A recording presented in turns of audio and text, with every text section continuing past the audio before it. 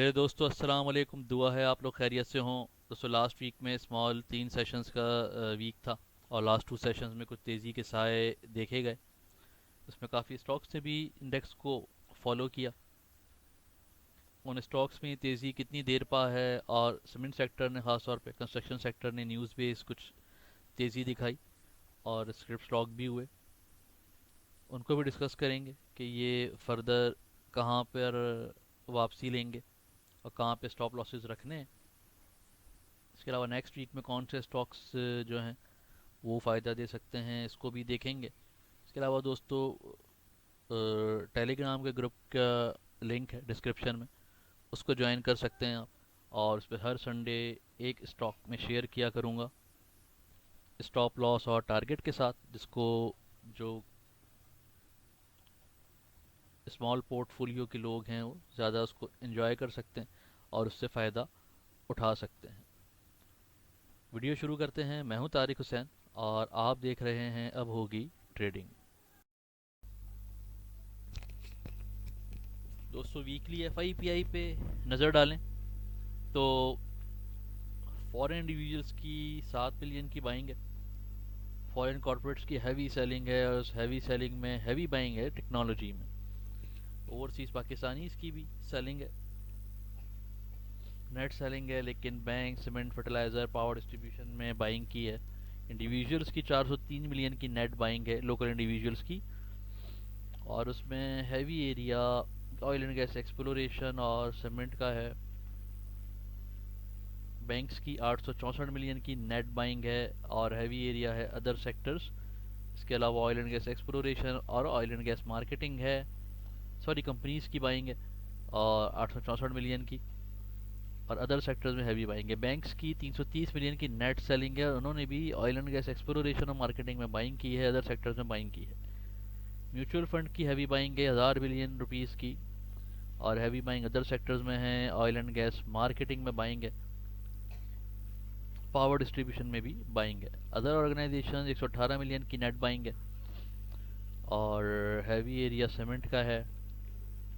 Broker proprietary की net selling है 314 million की, और तकरीबन हर सेक्टर में सेलिंग की है सीमेंट और बैंक्स के अलावा। इंश्योरेंस कंपनीज की भी सेलिंग है और हर सेक्टर में सेलिंग है सिवाय बैंक के, सीमेंट के और फर्टिलाइज़र के। इस पोर्टफोलियो पे दोस्तों नेक्स्ट वीक के लिए technology sector, oil and gas marketing और एक्सप्लोरेशन में बाउंस बैक आ सकता है। सीमेंट सेक्टर कंसोलिडेट कर सकता है, ब्रेकआउट दिया है लेकिन ये न्यूज़ बेस ब्रेकआउट है, और रेजिस्टेंस अगली जो है वो फैसला करेगी कि क्या आगे बढ़ेंगे ये या वापस कंसोलिडेशन में जाएंगे। इसके बाद फूड सेक्टर में भी मूव देखी जा सकती है। नेक्स्ट कैंडलस्टिक चार्ट देखते हैं, उसमें वीकली और डेली पोर्टफोलियो देखेंगे। सो कैंडलस्टिक चार्ट पे देखें तो सूरत हाल काफ़ी हौसला अफजा है। ये बैंड जिसको जुलाई की वीडियोस में भी हमने डिस्कस किया था, अगस्त में भी डिस्कशन में रहा होगा। लास्ट टाइम भी इसके बॉटम से उठ के उम्मीद थी कि 48,000 तक इंडेक्स जाएगा, लेकिन रास्ते से ही वापसी हुई। और जो एक प्रीवियस ट्रेंड लाइन थी जो हमने ब्रेकआउट यहाँ पे 3 अगस्त की वीडियो, 4 अगस्त की वीडियो के बाद हमने ब्रेकआउट लेवल डिस्कस किए थे, उस ट्रेंड लाइन से वापस रिजेक्शन हुई। फ्राइडे की वीडियो में डिस्कस किया था कि डबल रेजिस्टेंस आ रही है, लेकिन उसको इंडेक्स ने काफ़ी एग्रेसिवली ब्रेक किया है जो शॉर्ट टर्म पे थी। ये डे लेवल का चार्ट है। अभी इस वक्त रेजिस्टेंस हमारे पास 47,700 के लेवल पर मौजूद है। 47,700 और 750 वो लेवल्स हैं जिसको हमने प्रीवियस वीडियोस में डिस्कस किया है कि इंडेक्स को इसके ऊपर ब्रेकआउट करना है। उधर ब्रेकआउट हो जाता है तो फिर 48,100 और 47,900 इंडेक्स का टारगेट होगा, और यहाँ पर इंडेक्स कोई 4 बार रिजेक्शन ले चुका है। इसको ब्रेक करना है फिर इंडेक्स ने, तो ये वो फर्दर लेवल है जहाँ पर इंडेक्स को रिजेक्शन मिल सकती है। एक तो बिल्कुल ही 47,750 के लेवल पर है, जिसको ब्रेकआउट लेवल है इंडेक्स का फर्दर रैली के लिए, कि उसके ऊपर इंडेक्स अगर सस्टेन कर जाए। अगेन अगर ये 47,700 के ऊपर, 800 के ऊपर इंडेक्स 2 दिन सस्टेन कर जाता है तो ये रेजिस्टेंस फिर टूटने के चांसेस हो जाएंगे। इंडेक्स की जो नियरेस्ट सपोर्ट है इस वक्त वो 47,473 पे मौजूद है। 475 और 450 के लेवल है, ये इंडेक्स की इस वक्त नियरेस्ट सपोर्ट है लास्ट कैंडल के मुताबिक। इसके अलावा स्ट्रॉन्ग एरिया 46,900 और 47,100 का लेवल है, जहाँ पर इंडेक्स 4 बार सपोर्ट ले चुका है। 4 बार भी नहीं, 1 2 3 4 5, 5 दफ़ा सपोर्ट ले चुका है। और इस बार इंडेक्स की मूवमेंट से लगता है कि 48,100 को ये दोबारा स्ट्राइक करने जाएगा। वॉल्यूम्स का जायज़ा लेते हैं। वॉल्यूम्स यहाँ पे प्रीवियस जो पूरे वीक या उससे पहले चल रहे थे उससे कुछ बेहतर है, लेकिन स्टिल यहाँ पर कोई 120 मिलियन का यानी 12 करोड़ शेयर्स का वॉल्यूम है। तो ये वॉल्यूम जो है वो सपोर्टेड लेवल से बहुत नीचे है। कम से कम भी 200-250 मिलियन का वॉल्यूम हो तो फिर रैली बनने का चांस होता है, लेकिन इमर्ज हुए लास्ट 2 सेशंस में कुछ इंक्रीज हुए, तो इससे उम्मीद की जा सकती है कि फर्दर हम इसमें बेहतरी देखें। और इंस्टीट्यूशंस भी इन्वॉल्व हुए आखिर में भी, वीक के एंड में ख़ास तौर पे बाइंग में, तो उससे भी बेहतरी आने के चांस हो सकते हैं। मंडे का दिन इस बात को बड़ा क्रिटिकल है कि ये रैली कंटिन्यू करती है या 47,700 से वापस रिजेक्शन खाती है।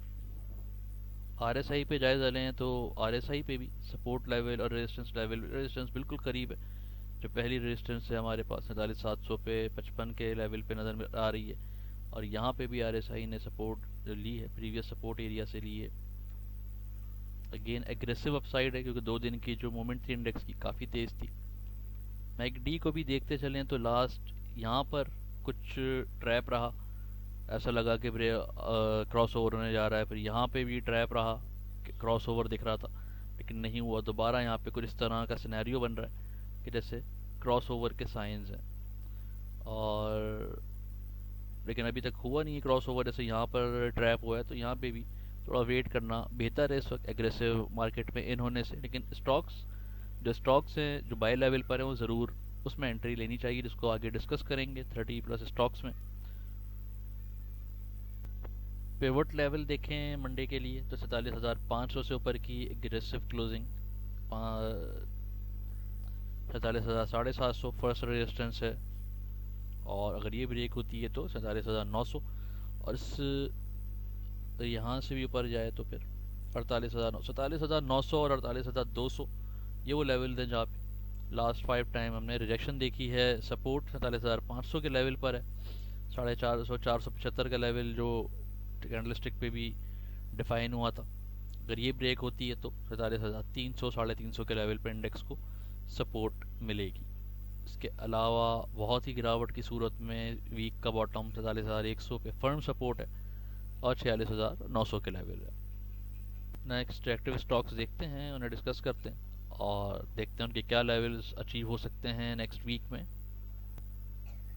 हेस्कॉल की बात करें तो हेस्कॉल में कुछ बेहतरी के आसार नज़र आ रहे हैं, लेकिन 8 रुपये 20 पैसे एक स्ट्रॉन्ग रेजिस्टेंस एरिया है। अगर इसको क्रॉस कर गया तो 8 रुपये 90 पैसे और 9 रुपये 47 पैसे तक जाने के रास्ते एक्सपोज हो जाएंगे। लेकिन इस पर स्टॉप लॉसेस के साथ ही एंट्री लें क्योंकि फंडामेंटल्स बहुत वीक हैं। बीजीएल में भी 1580 1590 रेजिस्टेंस एरिया है, यहाँ तक बीजीएल आ सकता है। 15 रुपये तक स्टॉप लॉस लगा के एंट्री ले सकते हैं। एमएलसीएफ का टारगेट ब्रेकआउट हुआ है, एमएलसीएफ में क्लियर ब्रेकआउट है, और नेक्स्ट 47 रुपये 50 पैसे पे रेजिस्टेंस है, और वीक का टॉप 49 रुपये तक जा सकता है। एफएफएल में भी बाउंस बैक हुआ है, लेकिन पिवट के पास पास क्लोजिंग है तो 1970 से 20 रुपये 21 पैसे तक, 2040 पे 2050 से नीचे नीचे एफएफएल बेयरिश है। ये बात पिछली वीडियोस में भी कई बार हमने की है, और 2050 के बाद फिर इसमें मूव बनेगी। पीआरएल पे बाय लेवल है और 24 रुपये तक ये जा सकता है यहाँ से शॉर्ट टर्म पे, और थोड़ा सा रखने पे 27 रुपये भी टारगेट मुमकिन है इसका। एवीएन वापस तेज़ी आई है और 128 से 130 के दरमियान रेजिस्टेंस एरिया, इस एरिया में बाय नहीं करना है। जो होल्डिंग वाले हैं यहाँ पर एग्जिट कर सकते हैं। डबल जीएल की भी रेजिस्टेंस इस वक्त 47 रुपये 76 पैसे पे नज़र आ रही है, और ये स्ट्रॉन्ग रेजिस्टेंस है, यहाँ से वापसी हो सकती है। और लेकिन 45-50 के नीचे ऊपर ऊपर जब तक है सेफ है, 45-50 से नीचे स्टॉप लॉस ज़रूर रखना है क्लोजिंग बेस।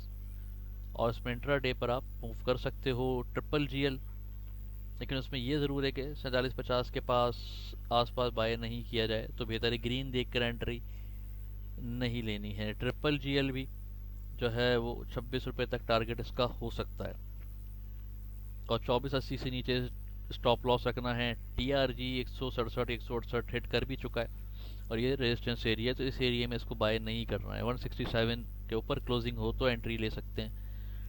टेलीकार्ड भी 1750 के ऊपर ऊपर 1740 के ऊपर ऊपर सेफ है। 1740 से नीचे क्लोजिंग हो तो एग्जिट कर लें। जीएचएनएल रेजिस्टेंस एरिया में मौजूद है इस वक्त 130 135 का जो एरिया है, और यहाँ पे जो कि आरएसआई लेवल 50 से नीचे, तो इसमें वापसी हो सकती है। 128 से नीचे स्टॉप लॉस रख के ट्रेड करें। डीजीकेसी बाय कर सकते हैं और 117.18 पे एग्जिट लेवल है। 117.18 के पास वॉल्यूम ज़रूर देखें कि वहाँ पर अगर वॉल्यूम वीक हो तो उसके पास बाय नहीं करना है, वेट करना है। ये जो करंट रैली है 117.18 तक जाएगी। सर्ल की बात करें तो सर्ल 242 से 244 यहाँ से आ सकता है, सर्ल में एंट्री ली जा सकती है। पेल 34 रुपये 50 पैसे तक इसका टारगेट हो सकता है, सर्ल में भी एंट्री ले सकते हैं, सॉरी पेल में। पीएसओ में 222 से नीचे स्टॉप लॉस रखें और ट्रेड कर सकते हैं 230 तक, यहाँ से 230 तक अगली मूव जा सकती है। एटीआरएल भी 222 से 221 से नीचे स्टॉप लॉस रख के ट्रेड कर सकते हैं, और एटीआरएल का थोड़ा सा 2 हफ्ते की होल्डिंग में 240 रुपये तक, ये 200 अगले 2 हफ्ते में मूव कर सकता है। जीएटीएम भी बुलिश एरिया पे है और 57.25 तक इसका अपसाइड हो सकता है।